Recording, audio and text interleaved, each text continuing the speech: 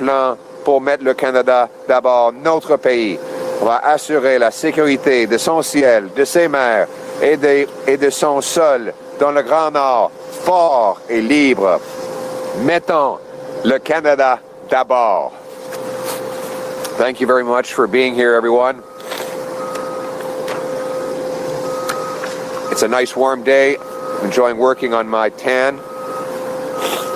I thank you for coming and joining with me for this important development. Canada's Arctic is under threat. Here are the facts.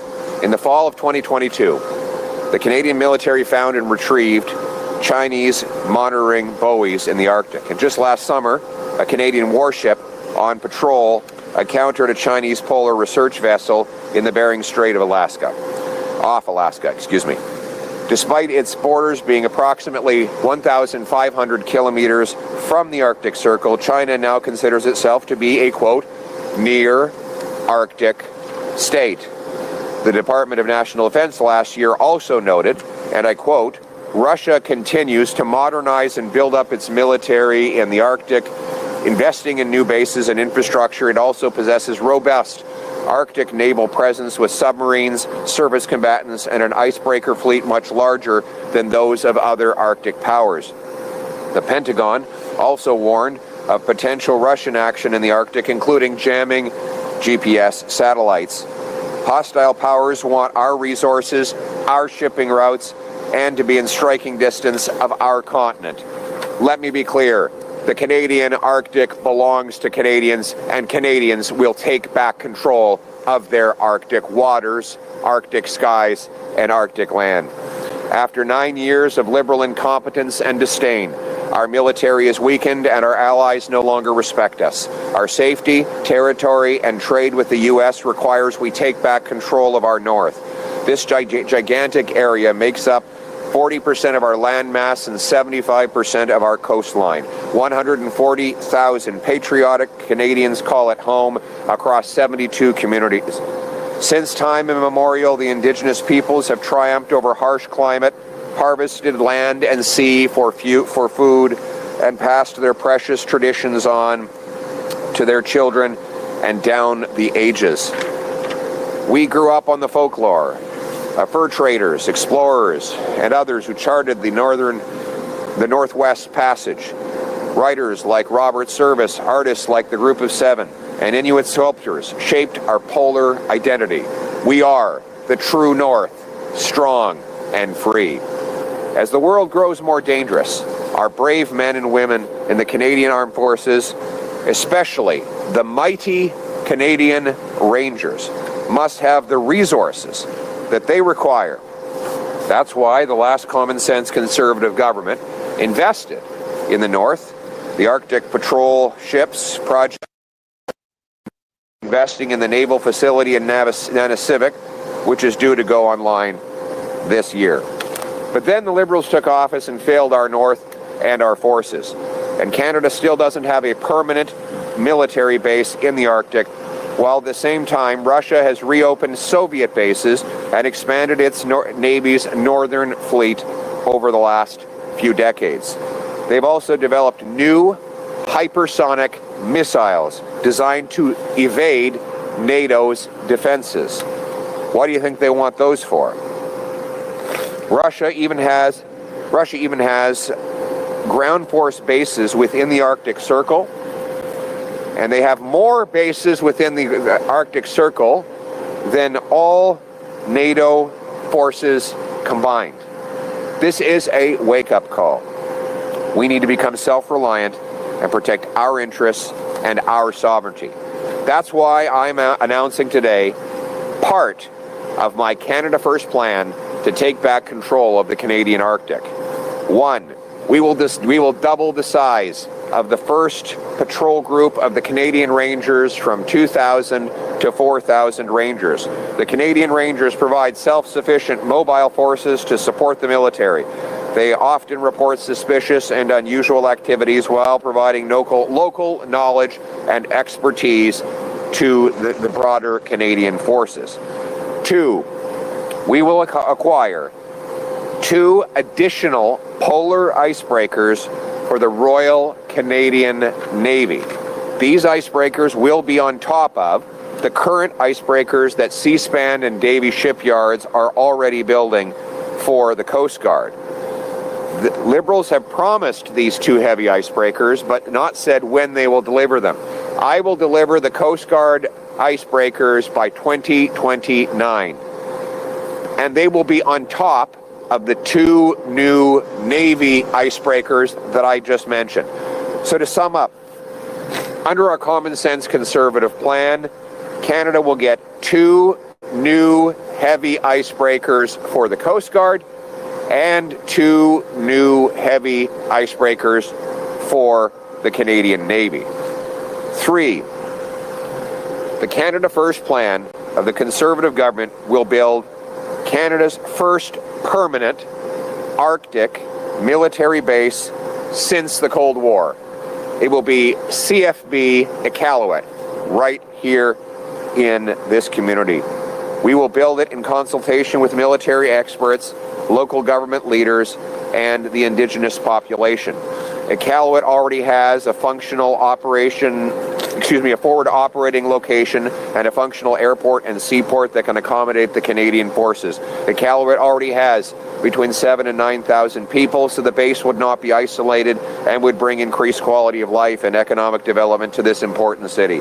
The base will host the Royal Canadian Air Force Wing.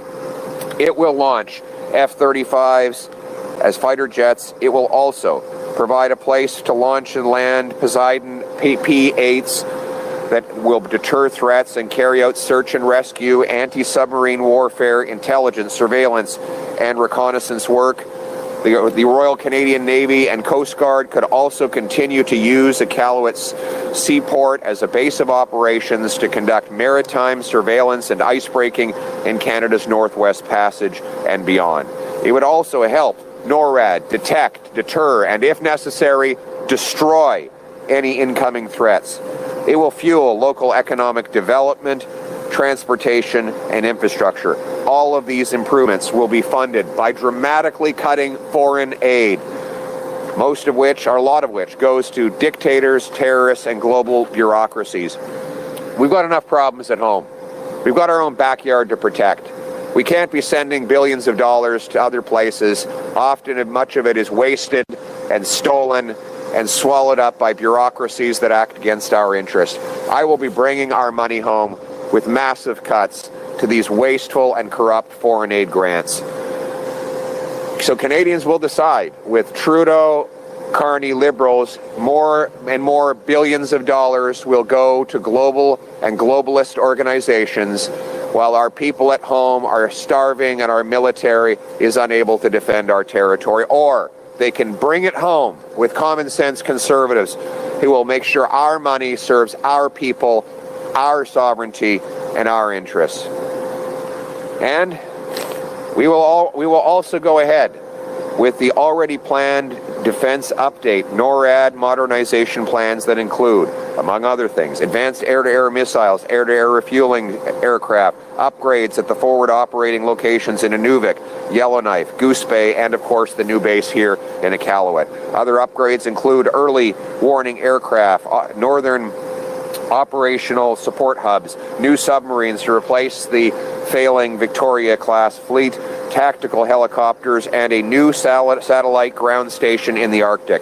Common sense conservatives will deliver all of these things faster than the current Liberal plan by cutting red tape and delays. If we are to be a sovereign, self-reliant nation, we must take control of our north, secure all of our borders, and stand on our own 2 feet. We cannot count on the Americans to do it for us anymore. This is a reality. This is the wake-up call. And let me comment on President Trump's remarks yesterday. Let me be clear. Canada will never be the 51st state. We are a proud, sovereign, and independent country. We are a patriotic people, and we will defend our future and our independence. Second, he has threatened to bring in tariffs on our steel and aluminum. We will retaliate in kind with matching tariffs on American aluminum and steel, all of the proceeds of which will be given back to our steel and aluminum industry, and any surplus will be given in tax relief for our people. But these tariff threats are a wake-up call. The Carney-Trudeau Liberals have destroyed our economy over the last 9 years. Let's think about this for a second. The Carney-Trudeau Liberal policies that doubled housing costs, doubled food bank lineups, doubled our national debt, and sent $500 billion out of our country to the United States were wrong before. They are absolutely dangerous now.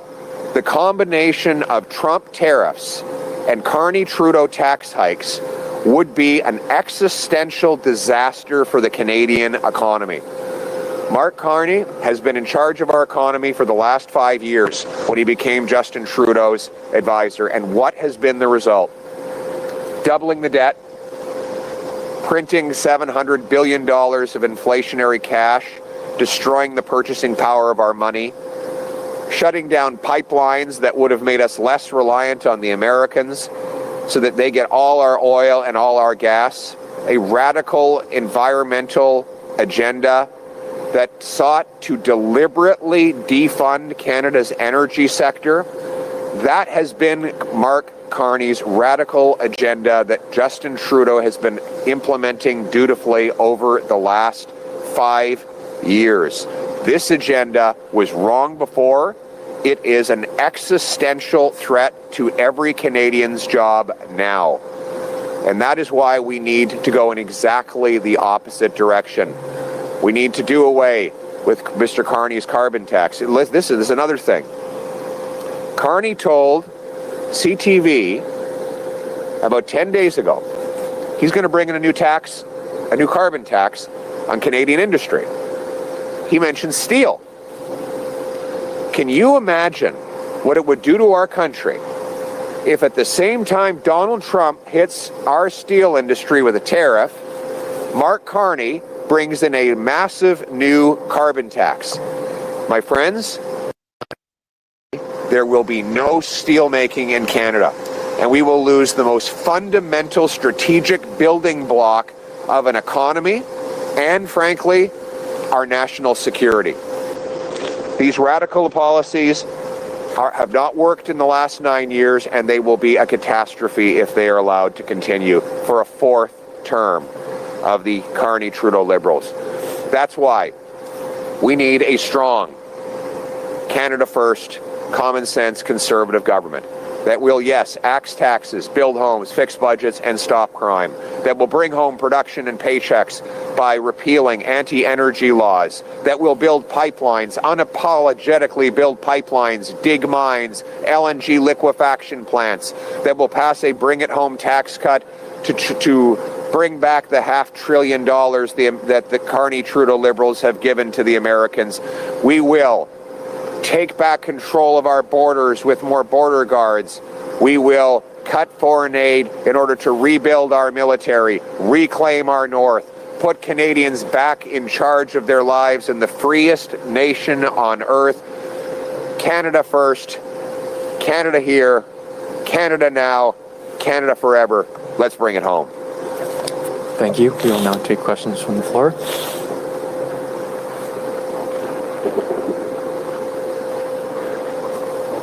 Thank you. Good morning, Mr. Poilievre. Artie Sarkisian from Nunatsiaq News. Can you please repeat the answer both in English and French, if that's okay? So, for the CFB Iqaluit military base, you said that that's one of your plans. Can you say how much you think it might cost, how much you estimate you might be able to commit, when it might be built, and do you have confidence that unlike the Civic Naval Facility that was delayed multiple times over the years, this one won't be delayed due to harsh conditions and other things that delayed this one? Thank you. That's a very good question. First of all, it will be part of our costed platform, and 100% of the cost of the base will come out of our foreign aid budget. In fact, today's announcement will actually reduce the deficit because I plan to cut foreign aid more than the full cost of the announcement that I've made today. This base will be up and running within 2 years of my becoming Prime Minister. Thank you. En français. Merci beaucoup.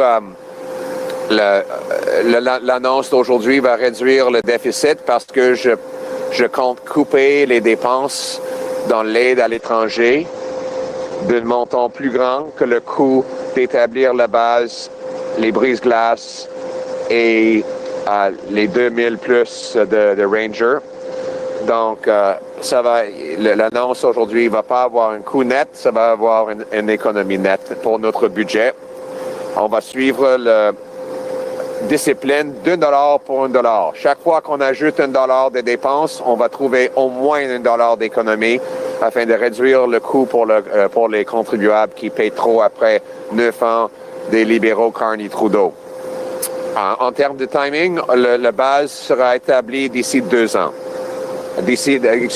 2 ans après mon arrivée en fonction de Premier ministre. Merci de votre question.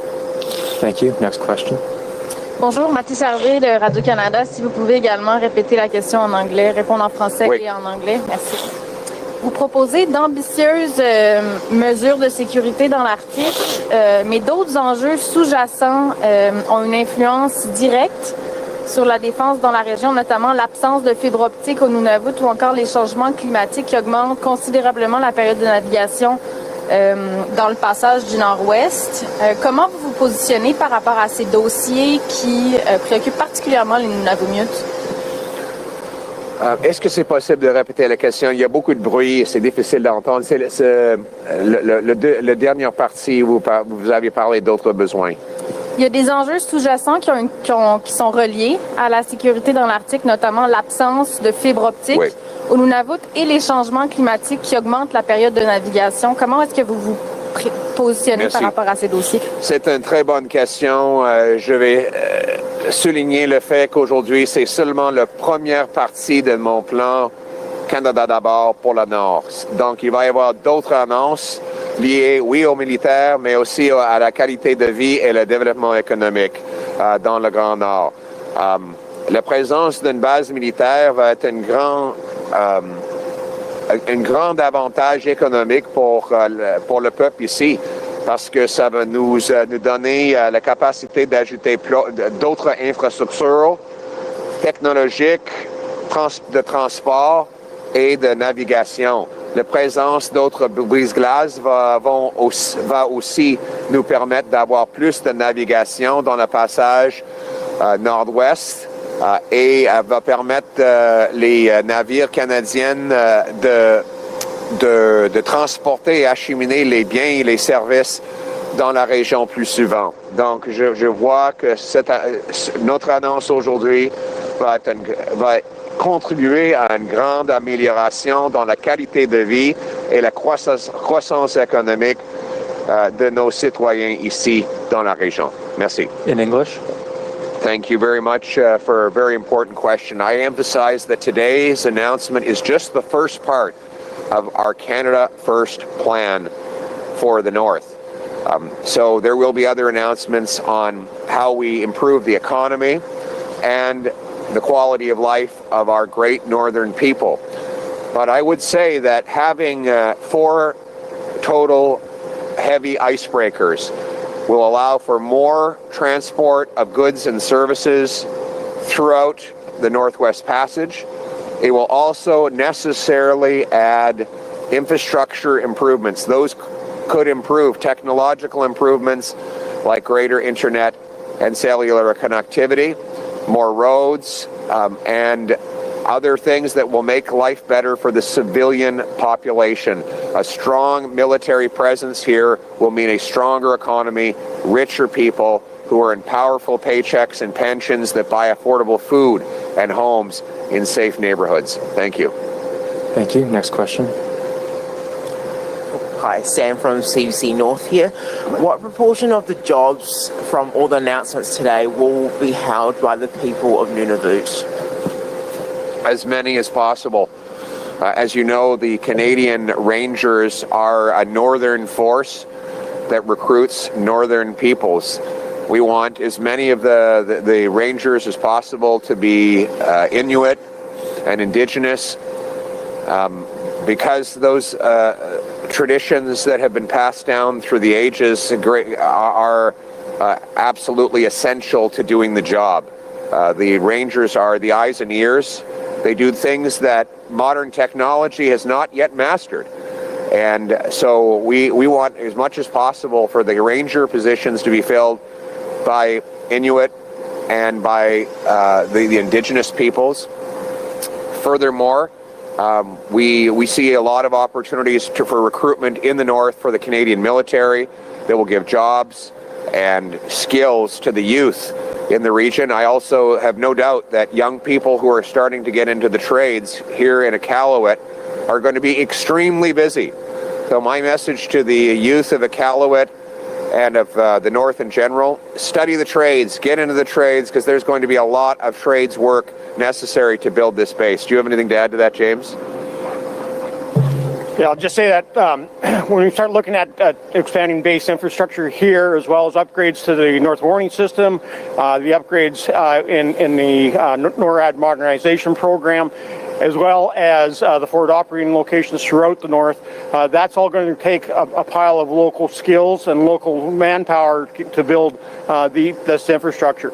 I'd also say that as we move forward, and if we need more and more energy, we're going to be looking at things like small nuclear reactors, and those modular reactors will not just power bases, but will power communities. And so where we can co-locate, like we're going to do here with CFB Iqaluit, there's going to be shared infrastructure for both the community as well as the base that is going to actually improve the quality of life for everyone.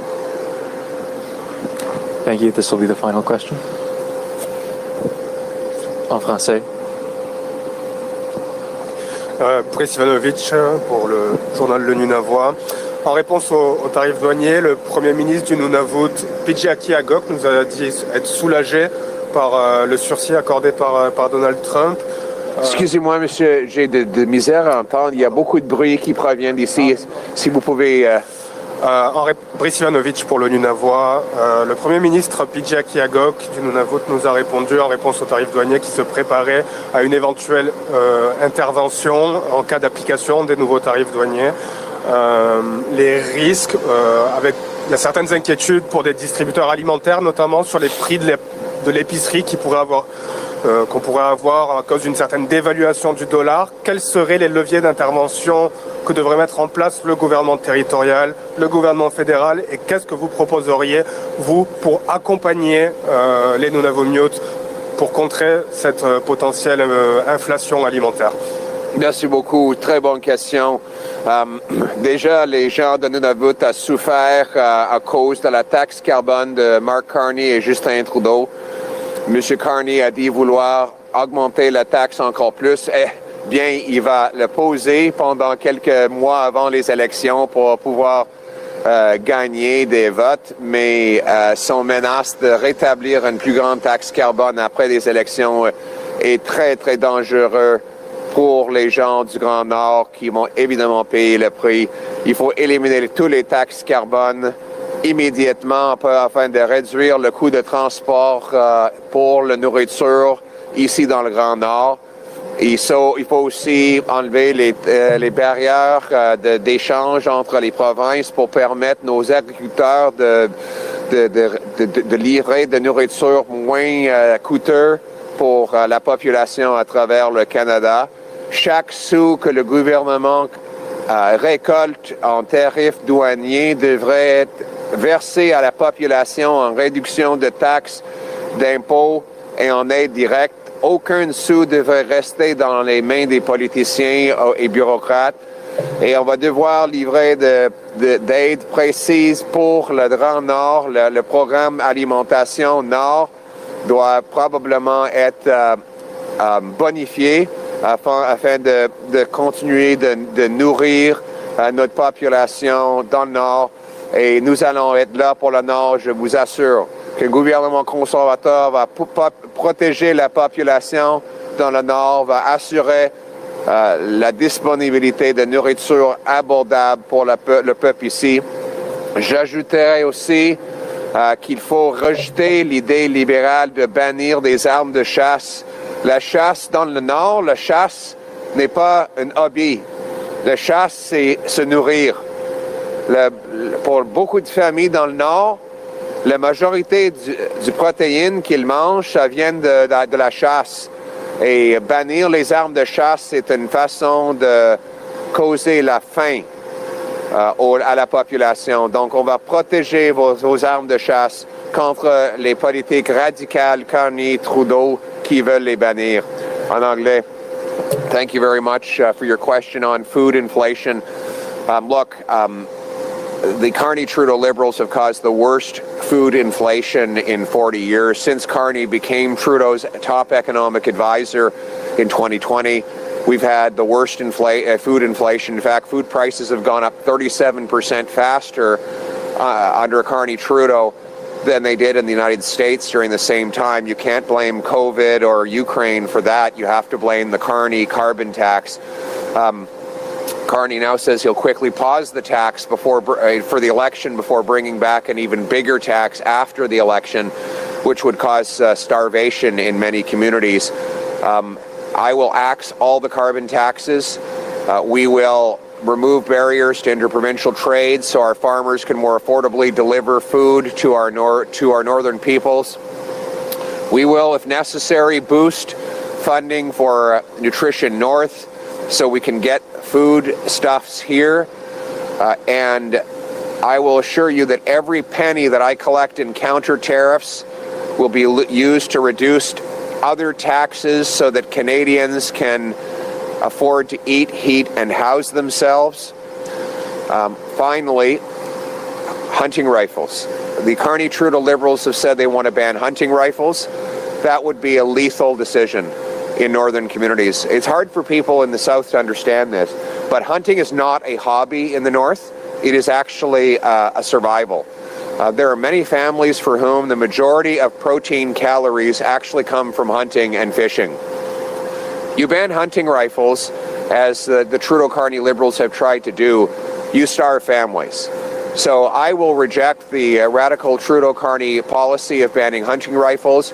Under common sense conservatives, people in the north, people everywhere in Canada can know with certainty you will keep your hunting rifles. We will lock down the borders against gun smugglers and gangsters. We will go after the real criminals, not the Indigenous hunters, the farmers, and the patriotic Canadians that we love so much. Thank you very much. Let's bring it home for Canada. There you go. Well done. Are you frozen? I froze. Good. All right. Thanks, guys.